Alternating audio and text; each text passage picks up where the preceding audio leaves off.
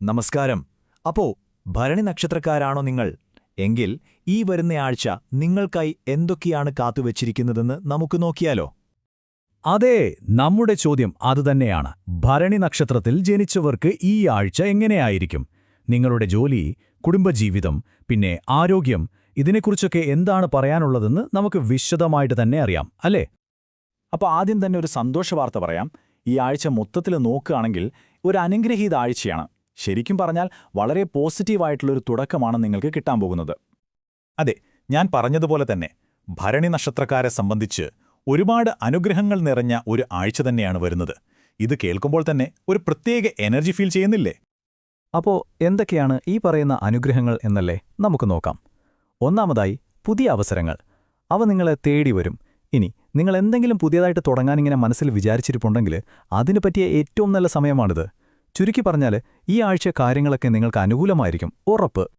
ശരി, ഇനി നമുക്ക് നിങ്ങളുടെ ജോലി, കരിയർ ആ ഒരു ഏരിയയിലേക്ക് വരാം.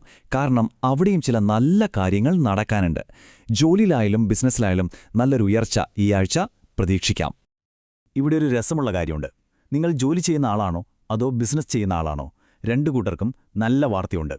നിങ്ങളൊരു കമ്പനിയിൽ ജോലി ചെയ്യുകയാണെങ്കിൽ നിങ്ങളുടെ കഠിനാധ്വാനമൊക്കെ മേലുദ്യോഗസ്ഥർ ശ്രദ്ധിക്കും.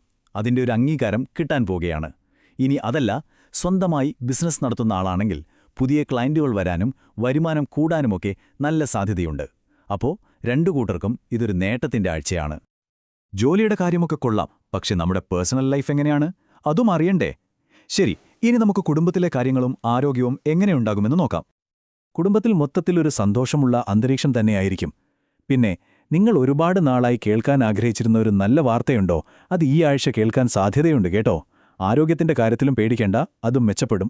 പക്ഷേ എനിക്ക് ഏറ്റവും പ്രധാനമായി തോന്നുന്നത് എന്താണെന്ന് വെച്ചാൽ, നിങ്ങൾക്ക് നല്ലൊരു മാനസിക സമാധാനം കിട്ടും. അതിലും വലുതായി ഒന്നുമില്ലല്ലോ, അല്ലേ? ഓക്കെ, ഇത്രയും നല്ല കാര്യങ്ങൾ കേട്ടപ്പോൾ എല്ലാം പെർഫെക്റ്റ് ആണെന്ന് തോന്നുന്നുണ്ടാവും. പക്ഷേ ഒരേ ഒരു കാര്യം, ഒറ്റൊരു കാര്യം നമ്മളൊന്ന് ശ്രദ്ധിക്കണം. എന്താണെന്നല്ലേ? നോക്കാം. അതെ, സംഭവം പണത്തിന്റെ കാര്യത്തിലാണ്. ഈ ആഴ്ച വരുമാനമൊക്കെ കൂടാൻ സാധ്യതയുണ്ട്, ശരി തന്നെ.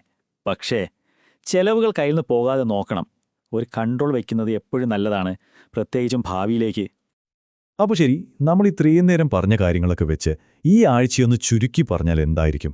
എന്താണിതിൻ്റെ ഒരു ആകെ തുക? സിമ്പിളായി പറഞ്ഞാൽ ഭാഗ്യം, വളർച്ച, മുന്നേറ്റം. ഈ 3 വാക്കുകളിൽ ഈ ആഴ്ചയെ നമുക്ക് ഒതുക്കാം. ഈ 3ഉം ഒരുമിച്ചു വരുന്ന ഒരു ഗംഭീര ആഴ്ചയാണ് ഭരണി നക്ഷത്രക്കാരെ കാത്തിരിക്കുന്നത്. അപ്പോൾ ഈ ആഴ്ചയെക്കുറിച്ചുള്ള നമ്മുടെ ഈ ഒരു വിവരണം ഇവിടെ തീരുകയാണ്. പോകുന്നതിന് മുൻപ് ഒരു ചോദ്യം. ഇത്രയും നല്ല അവസരങ്ങൾ നിങ്ങളുടെ മുന്നിൽ വന്നു നിൽക്കുമ്പോൾ അത് എങ്ങനെ ഏറ്റവും നന്നായി ഉപയോഗിക്കാം? അതൊന്ന് ചിന്തിച്ചു നോക്കൂ, എന്നിട്ട് പ്രവർത്തിക്കുക. അടുത്ത ആഴ്ചയിലെ വിശേഷങ്ങളുമായി നമുക്ക് വീണ്ടും കാണാം. നന്ദി.